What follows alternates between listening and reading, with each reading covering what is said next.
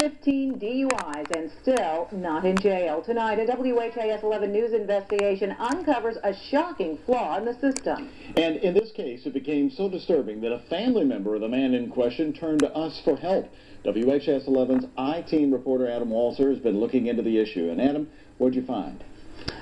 Well, the price you pay for driving drunk is not always cut and dry in Kentucky. While the county attorney's office currently has a conviction rate of more than 90%, we discovered a suspect still behind the wheel while waiting to stand trial for his 15th DUI offense.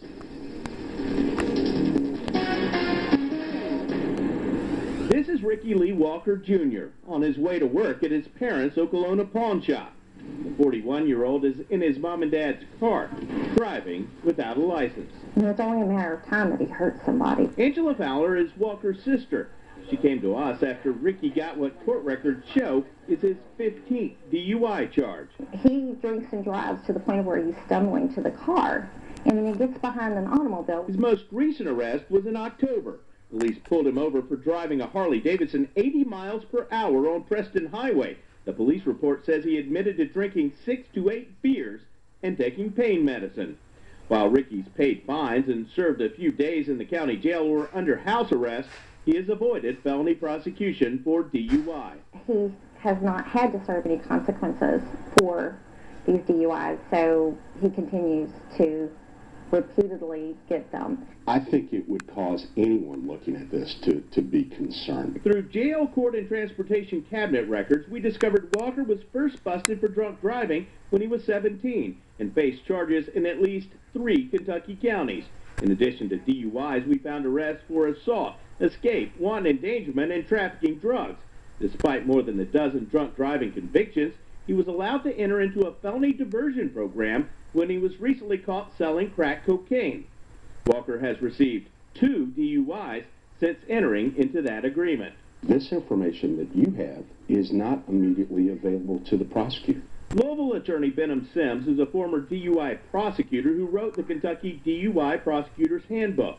Sims says Walker may be slipping through the cracks because prosecutors and judges aren't seeing and can't consider his whole record. The problem is that we still need to go back and get a single system of information that's available for the court, that's available for the defense, that's available for the police, and certainly for the prosecutors. There's another reason some cases may not get high priority.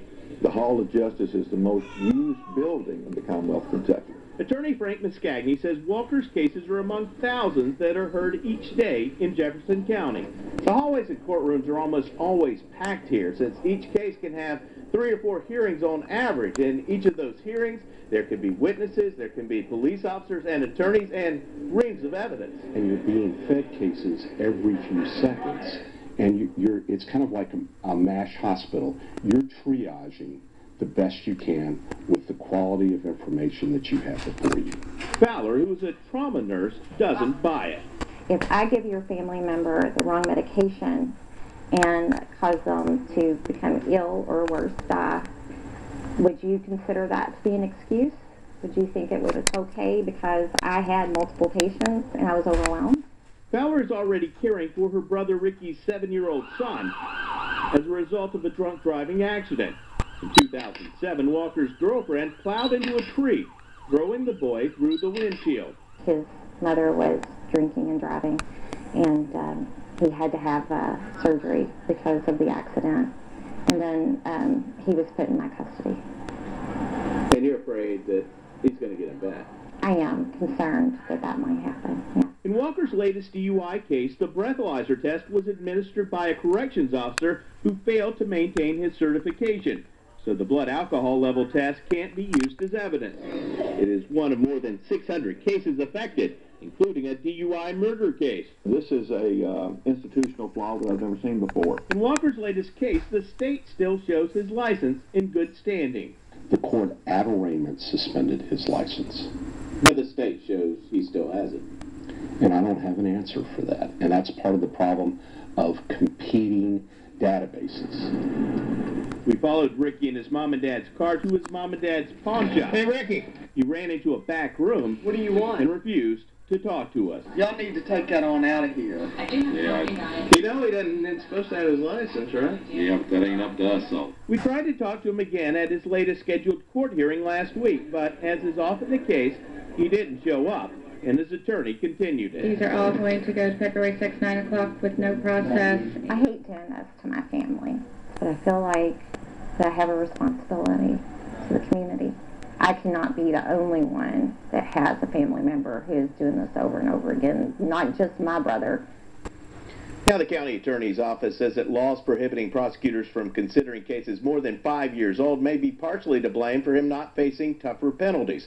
Currently, DUI doesn't become a felony until it is the fourth offense within that 5-year period. Well, I have to say the sister is amazing, and I am curious, though, how many times when he was nailed by police, how close was he to his home? He was usually within a few blocks of his home, and in fact, when we were following him, he went to his workplace, which was just like 3 or 4 blocks from where he lived. But he does not have a license tonight. Absolutely does not have a license. All right. Thank you very much, Adam. Thank you. Follow-up to an I-Team investigation. Last week we told you about a man still behind the wheel after 15 DUIs. We got quite a reaction to that story. Today he was supposed to be in court where his probation could have been revoked. So what happened? WHS 11's investigative reporter Adam Walser is here now with what's next for Ricky Lee Walker. Adam? Well, Doug and Melissa, Ricky Lee Walker's court transcripts show one continuance after another. He received one in late January on his latest DUI case and another one just on Monday. Today he was scheduled for a probation revocation hearing involving a drug charge, but his attorney said he had somewhere else to go instead. In late January, we caught Ricky Lee Walker Jr. behind the wheel of his parents' car, even though his license had been suspended after his 15th DUI. Court records show Walker has managed to stay out of prison despite being arrested for drunk driving again and again and again over the past 25 years. But today, all that could have changed at his probation revocation hearing, if he had shown up. Mr. Walker is gone inpatient at the Brook and is not present. Walker was in a felony diversion program for selling crack, but has been arrested twice for DUI since getting that break. Mr. Walker put himself in treatment, probably essentially just so he won't go into custody today. He went to treatment last night. It's very convenient. It was the day before his court appearance. I think that this was a ploy to keep him out of jail. Walker's sister, Angela Fowler, first contacted us about her brother. She doesn't believe he takes recovery seriously. He has been in rehab multiple times. He's been kicked out of multiple rehab programs because he's non-compliant. Kristen White is with Mothers Against Drunk Driving. And I would hope that in these situations, they will hold him accountable. The problem becomes also is even holding him accountable. Prosecutors do have to follow the law. Under current state law, someone has to be convicted 4 times in 5 years for DUI to become a felony. So far, Walker's managed to space his convictions far enough apart. His sister says Walker's also played the court system, changing attorneys and getting multiple continuances, as he did 2 weeks ago, then on Monday, 3 days after our story ran. Walker got another break today after the prosecutor asked for an arrest warrant. Mr. Walker has obligations to this court, and he's got serious allegations concerning his conduct while he was on probation. So he needs to be here at 9 o'clock on Friday morning. If he's not, then the bench warrant is going to be issued. Now, of course, we'll be there on Friday to see if Walker shows up for court this time. His sister hopes his case will help convince state lawmakers to push for tougher DUI penalties and a better way to track multiple offenders. Adam Walser, WHAS 11 News.